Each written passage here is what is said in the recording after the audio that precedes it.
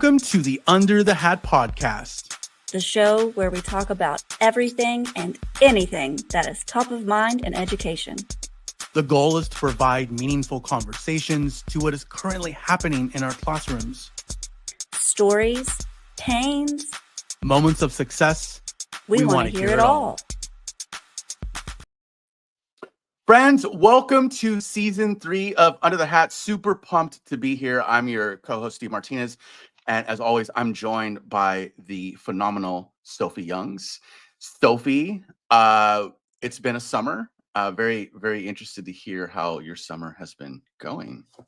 It has been a summer. That's a great way to say it, honestly. It has been a summer. And it's been a summer of a lot of changes. It's been a summer of a lot of new things. And most important, well, sadly, it's been a summer without you so much in my life, which has been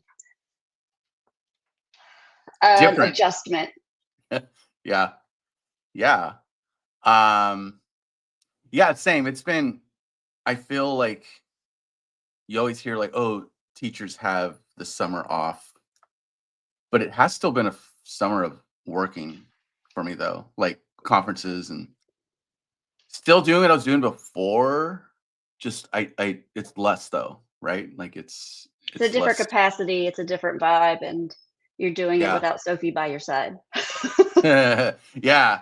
And so you were at. So I want to like kind of just start by like talking about ISTE because I've heard mixed reviews about ISTE this year. Not because of the event itself, but just like the vibe was different. Like people were, I don't know, like how was ISTE for you? Like people were like, it was just different this year. Like the vibes were maybe off. I agree that ISTE was different this year, but probably not the same reason that other people have said that ISTE is different this year. ISTE was different for me this year because I had a lot more responsibility on booth, and I didn't get to venture off booth as much as I have in previous years or even at different conferences. So it was very much I ran the classroom and I was organizing the classroom. So it was just a little different for me because of that. And so the vibe was different because it was less, I don't want to say it was less fun because I had a blast. I did. I had so much fun. I watched Michelle Manning win the poetry slam and I supported her through that. And that was absolutely amazing. I went on a few adventures. I went and did things without like a buddy right beside me. So like I met a whole lot of amazing people in person for the first time. Tish, one of our recurring appearances on the podcast, I met her in person. I met Alana, I think she's the COO of, my brain is farting right now. Teacher, you know her. Oh, you mean Teacher Goals? Yes, Teacher Goals. I met her. Absolutely amazing experience, I would say, in the after hours was wonderful and fun and reinvigorating. But to me, it was really stressful during the workday. And a lot of moving pieces that I was trying to keep track of in my mind. So for me, it was definitely more work and then play. But I don't know about like if you were an attendee, how that went. And I don't know about the rest. I can't speak for everybody that was at the booth, but that was how it was for me. And I did have fun at the booth. There was lots of laughter, but there was also like my brain was just constantly working. So I was just in that stage, in that focus, I guess, is what it was different for me. Can I also like point out too that now being like an outsider, I'll put it that way, the brand of Cami looks, it's like it still has its cuteness, but it's like sophisticated. And I was really impressed with the booth, like at least it's from like, I wasn't there, but like the pictures and like everything I saw was like, it's just a good balance. I feel that y'all are pulling off. The booth definitely had a glow up.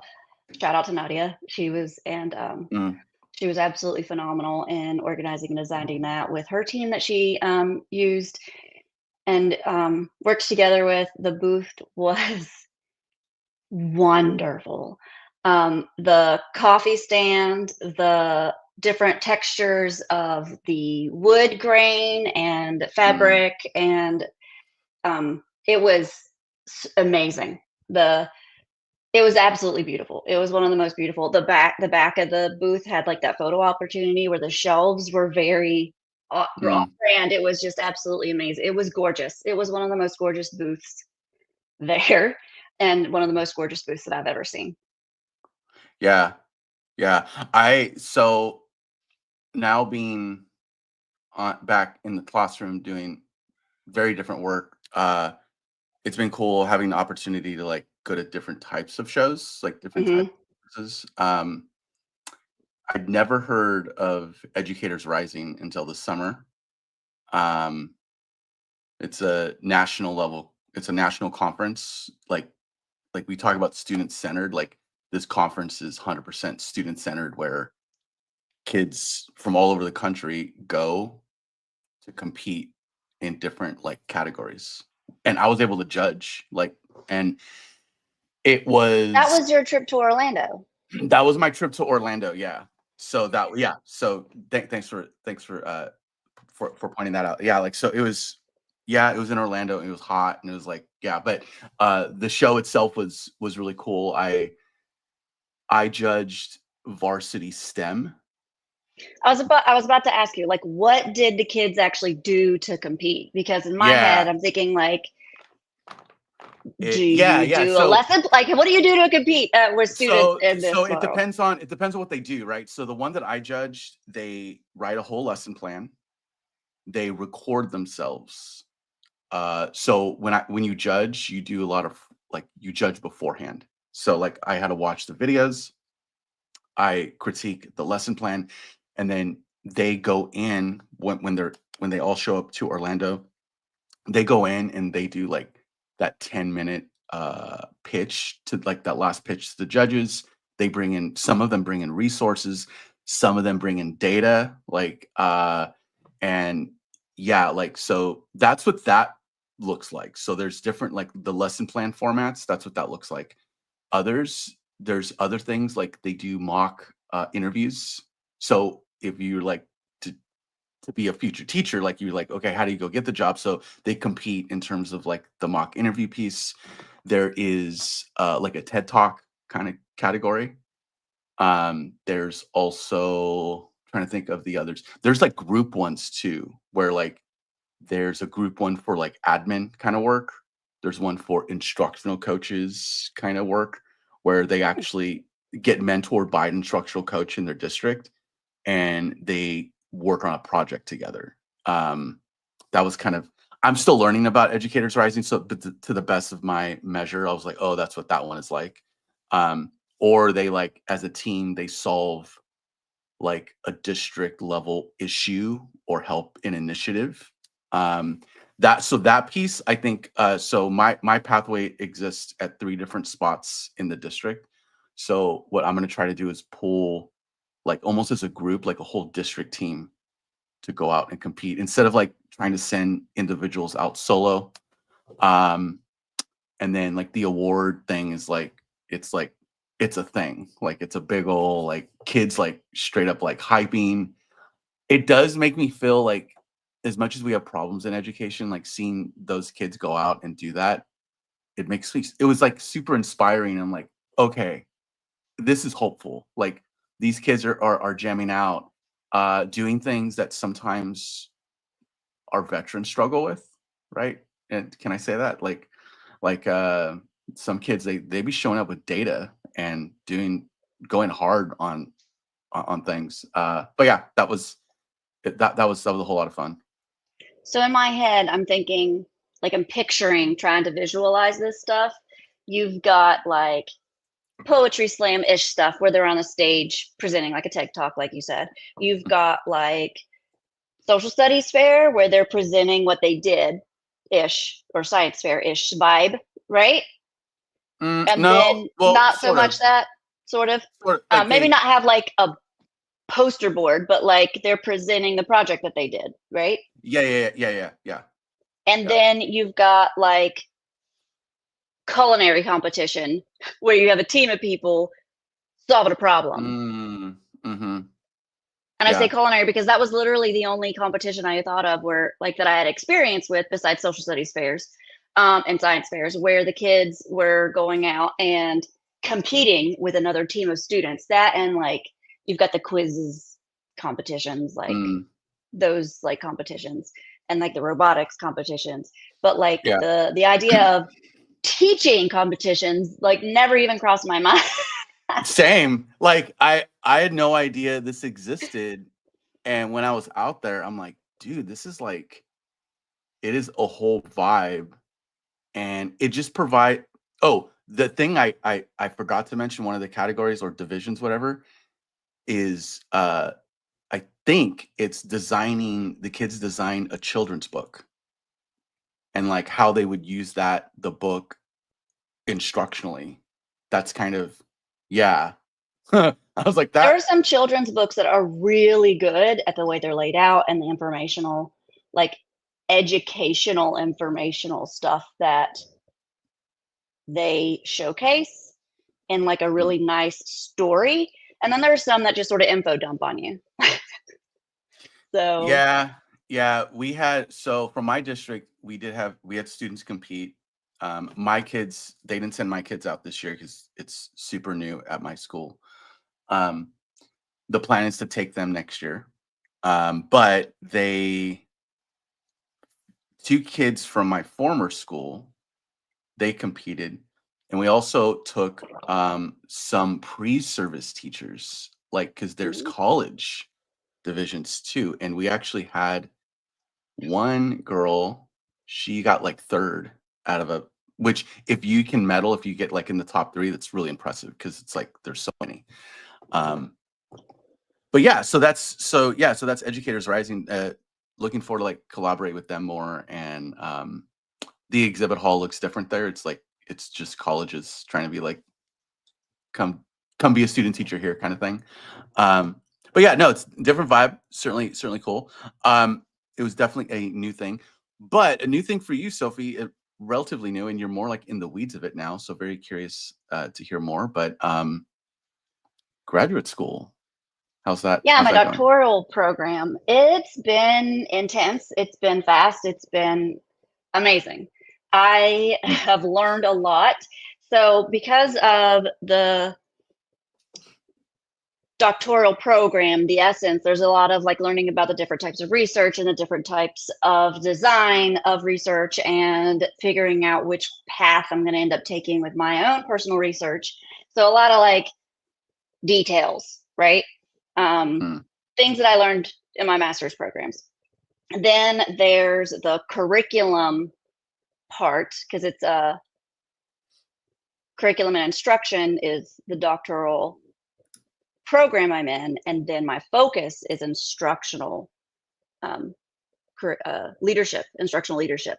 So there's curriculum and instruction classes that I will eventually take. I haven't had any of them yet. mm, And then there's this leadership portion of it. So the research classes, yeah, I've done this. I'm sort of like going through them, getting a refresher, learning the exact vocabulary that goes along with the research I'm going to do, like a quasi experiment. Um, mm. and then Yeah, there's the the leadership part. The leadership part has been phenomenal. And I've sent you some of the things that I've created for that class. Not sure if yeah. you've actually watched them, but I've sent them to you. uh, um, yeah, I've watched a little and bit. a little bit. Yeah. So that one's the one that those classes are the ones that I am really, I feel like thriving in, enjoying, learning so much. And it's amazing to me how applicable the things that I'm learning go along with what's going on in my career.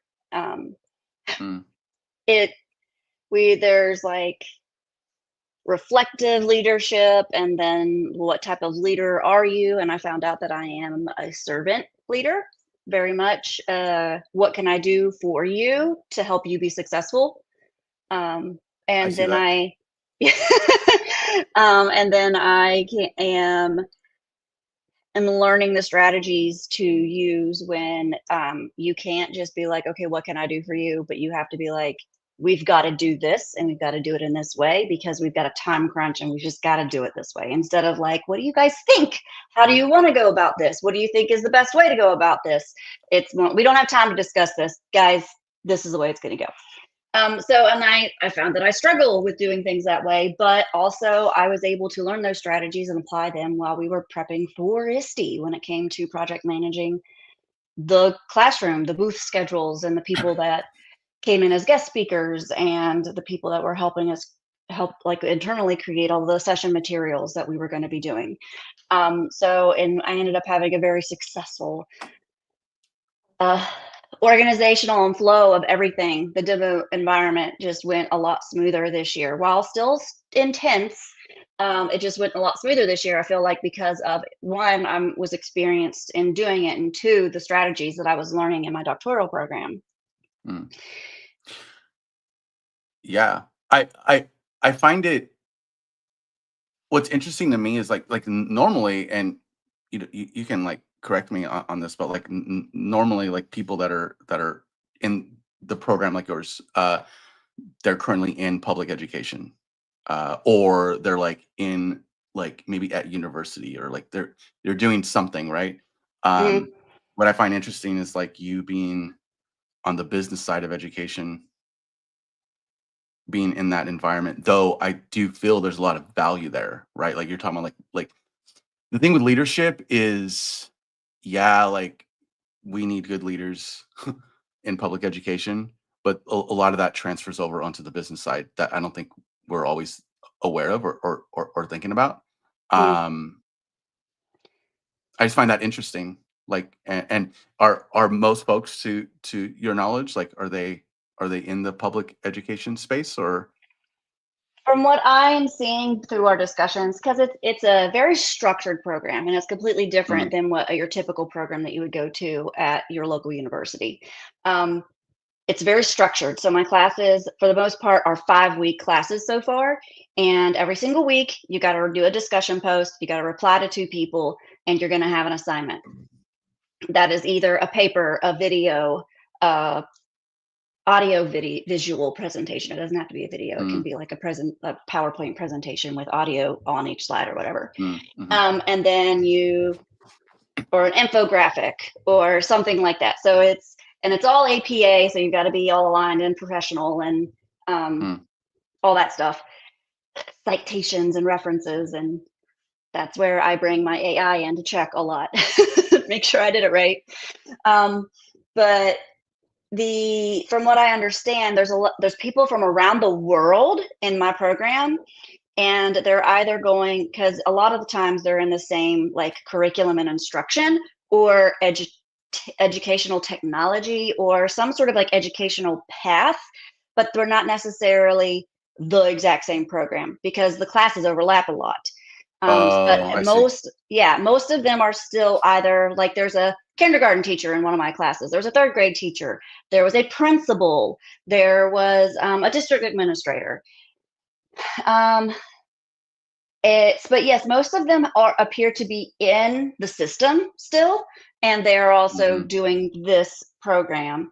And then so it was interesting because you could tell that this program was designed for people still in the system because when the July courses started, they gave me 3 classes, and I had one, and then I had two, and then they gave the July one, they gave me three. And I was like, I can't keep up with a full time job and this.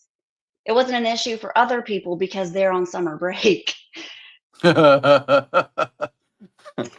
Yeah. So I did end up dropping one of the classes because it was just too much of a load. I was like, I can do Mm, two a term, but I cannot do three.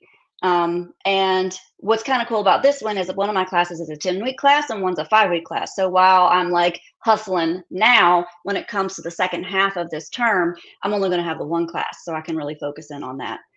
What's also really interesting about this program is I've already written my problem statement. I've already designed and picked my methodology. Quantitative, I've already designed my method, which is a quasi-experimental study, and I've sort of narrowed down everything in my plan of action of what I'm going to do, because the classes are just not teaching you about that. They're having you apply it to not just any random thing. They're having you apply it to the study that you are actually going to do it. So by the time I get to the part where I start documenting, I start doing these things, I'm already going to have a really good foundation and plan of what I'm going to do. Mm. That's cool. So one question I have though, so this is your third Third term. graduate. Well, my question is like, so this is your third graduate level experience, right? So you have 2 masters. Yes. So you're not new. You're not a rookie at this, right? Like in terms of going through something like this. So my question is though, like, the world's a lot different than It is. perhaps than when you were last doing this, right? Like, so like what's the biggest thing? And you're gonna say AI, but like, what's the biggest difference now doing this work than when you did it previously? It's AI. It's AI. It's AI, and the other thing is that I know that I'm ADHD. So during my bachelor's, my first 2 masters, I didn't know that I was ADHD. So I just thought that this was normal. The struggle was normal, that this was what everybody was going through. And I'm a very intelligent woman. I'm very logical. I can process information, and like come to conclusions. I am a very critical thinker. I'm a problem solver. Mm, But I was finding that the stuff that other people weren't struggling with, I was, and the things that they were struggling with, I was breezing through it.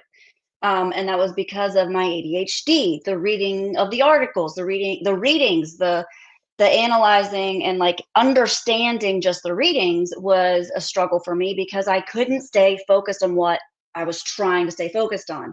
It was not stimulating enough. It was boring. It was very logistical and just not easy. You had to really comprehend what was going on and then reread it, like understand the vocabulary and then reread it to understand what it was actually saying.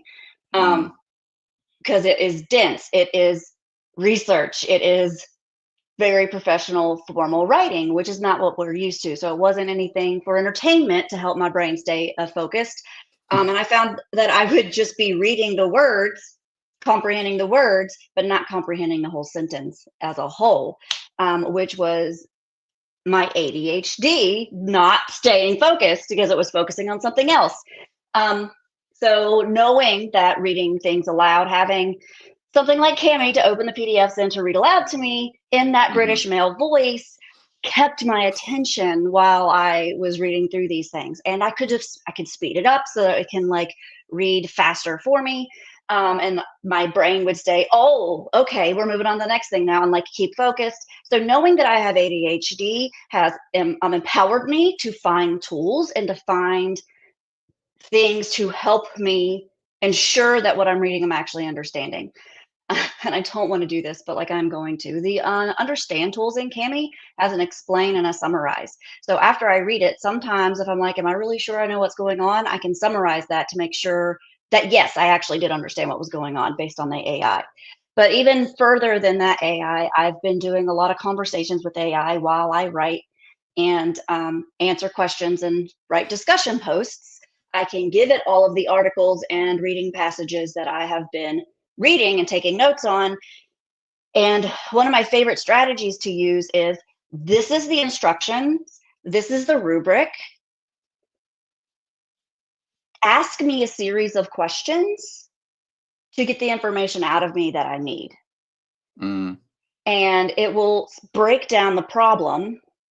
And instead of these multi step, high level questions, it breaks down the assignment, asking me pointed questions to get to the root of what it's asking for. Wait, and so just to be clear, you're doing all this. You're doing this in ChatGPT. Is that? I'm using Gemini, or but or yeah, using Gemini? Okay. because Gemini now has that canvas on the side where I can actually write the Mm, paper on the side and be like, I need another word here, and it will like interact with my writing live. And I can be talk to it on the side and be like, what was that thing that in that article it said something about this? And it'd be like, oh, it said this. And I said, okay, so put that over here. And then I go in and tweak it and make it fit what I need. And so it's like having the doc and your interactive buddy like right there with you editing while mhm, you're doing stuff. mhm, And be like, is my grammar right? Check my grammar. And it's like, okay. And I'm like, okay, fix it. And it's like, okay, what suggestions do you think would make this better to fit the assignment? And then it offers me some suggestions. And I'm like, oh, I like that one. I'm going to go do it. Um, so, and sometimes I get rambly and I just do a brain dump, and it even quotes me saying, here's your brain dump from the last time. Uh, mm, mm. and it will help me remove my repetition and make the story flow, which is are all accommodations that one would have for ADHD. And I was talking to my therapist and I was like, is this what it's like to actually be accommodated? It feels like I'm cheating.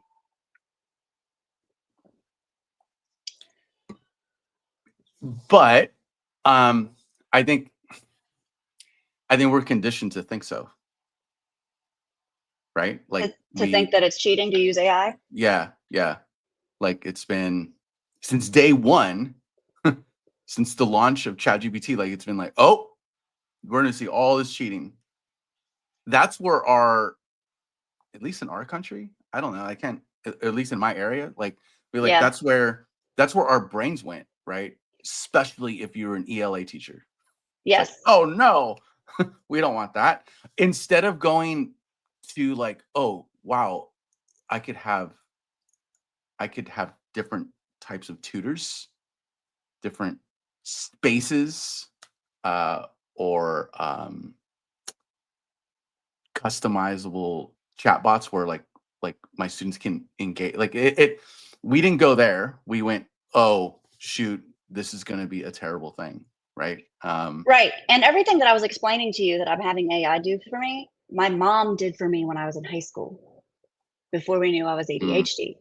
She would mhm, read over things. She would say, okay, you said this twice. Let's mark out one of them, blah, blah, blah. She's like, it was everything that my mom was already doing to accommodate me without knowing that I had ADHD. It was all, she was recording herself read my summer readings. I was in honors classes, all right?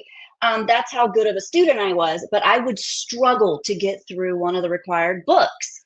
And so she would record herself reading my summer readings, and then I would curl up in bed and listen to her while I was reading.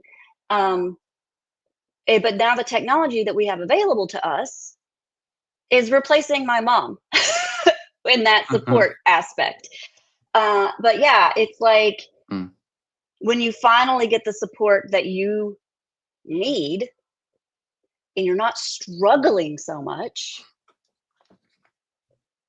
You get to learn more Hmm. and And like, faster. I'm assuming.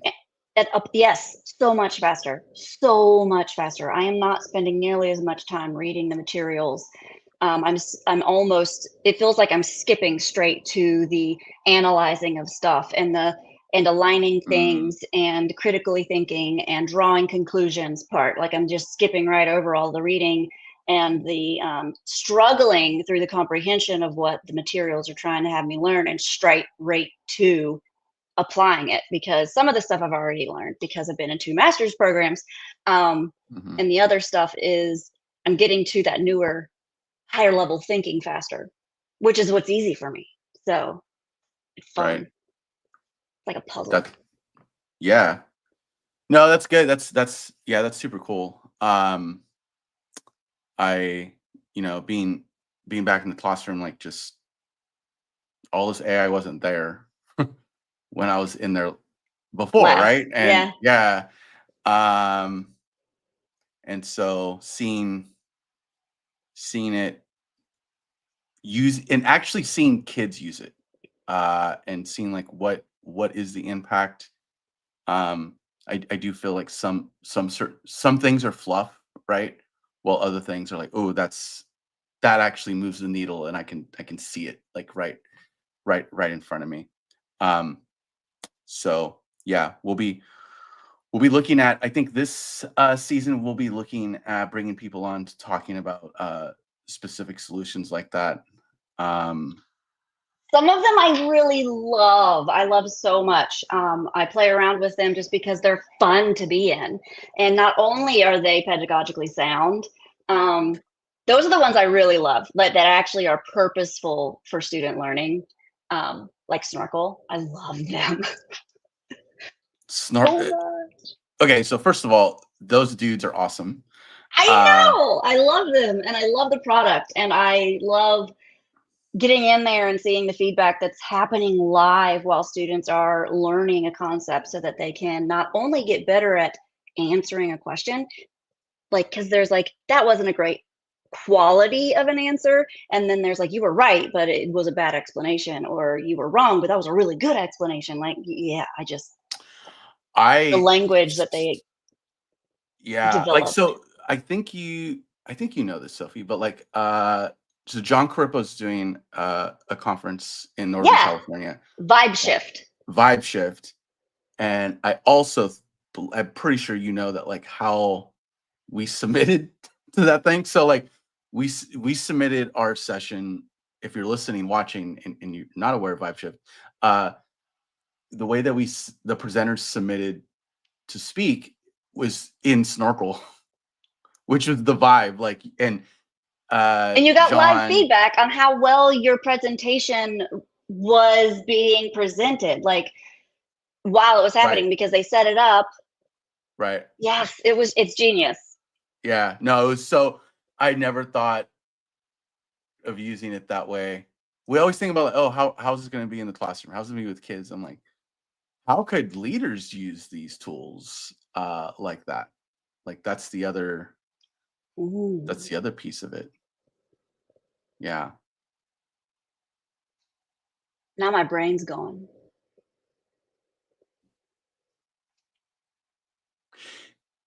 it's it's so cool how a lot of these tools are, they're just opening up doors that weren't open Or before. never. Yeah. And it's bringing in sort of a level of UDL for like teachers that don't have time to do that, or think that it's not for general ed students. You bring that in, and it's a little bit more giving students options. Like if we continue talking about Snorkel, you can just write everything on there and then hit the button and like stop the video, or you can explain Mhm. your answer. There's more than one way for you to. You could take a picture of your work that you did out here and put it on the page. And of course you could do that in Cami too. But then the feedback part that's in Snorkel, it will. It's fantastic, and it works with math. Are you are you able to app smash Cami and Snorkel? Like, is that a thing?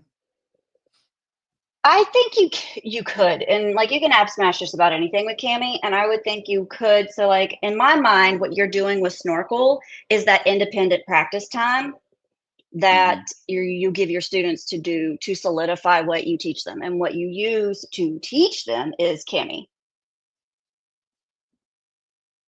Right. I guess where my brain was going was like, so like Snorkel, you record the video, right?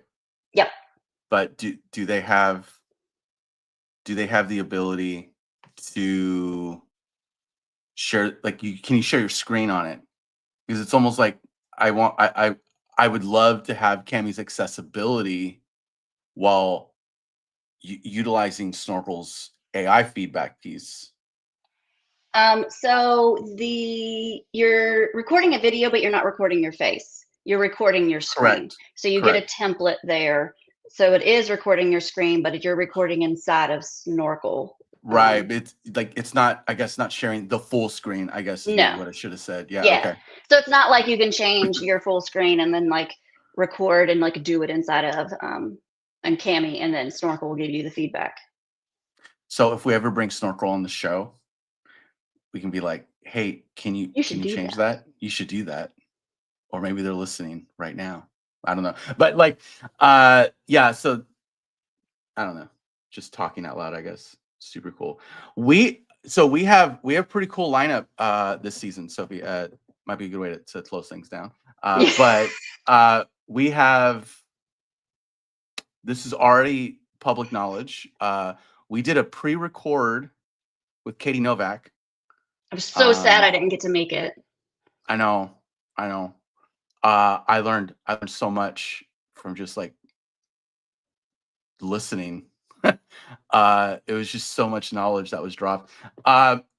So yeah, it was a pre-record, a little bit of social media content, little like reels and stuff from the conversation. But that episode, Sophie will probably drop that one sometime when we don't have a Alive. Saturday episode. Yeah.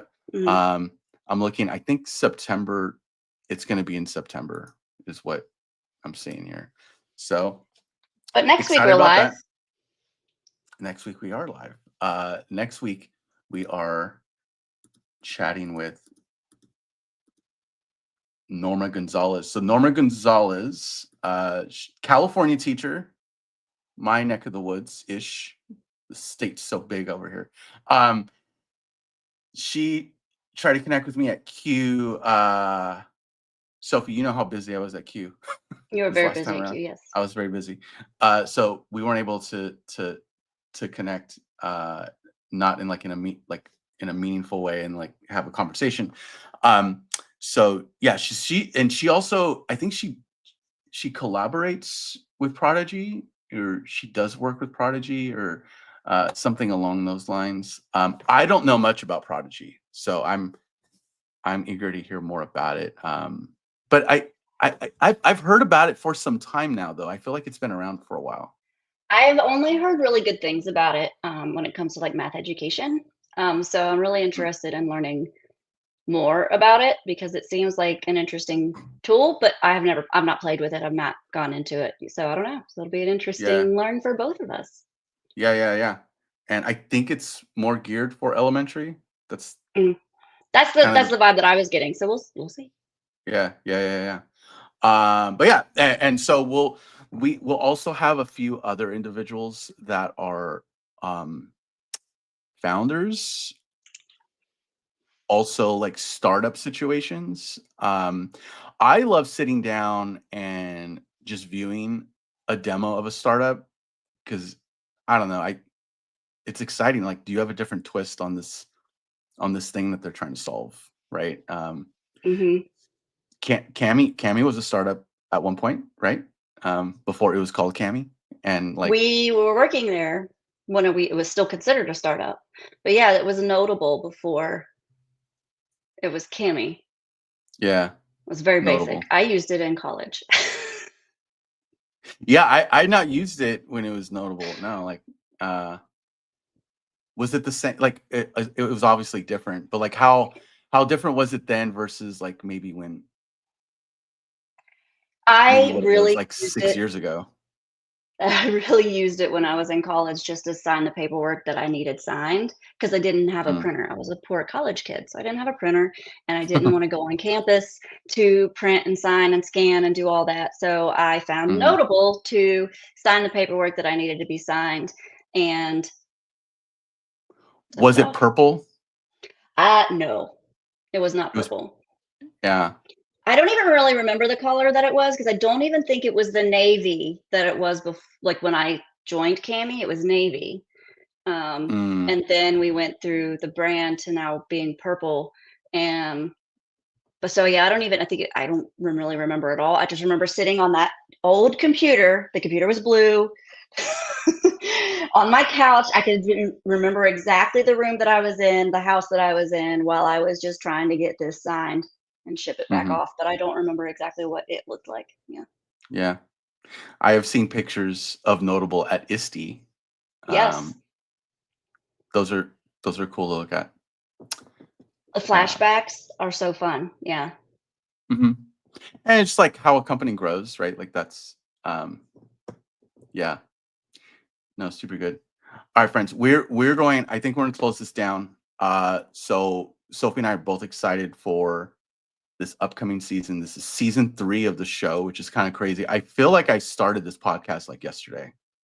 Time's I a don't. tricky. I don't. Yeah. So super good stuff. Again, next week we're talking Prodigy, and we're scheduled out up and through September.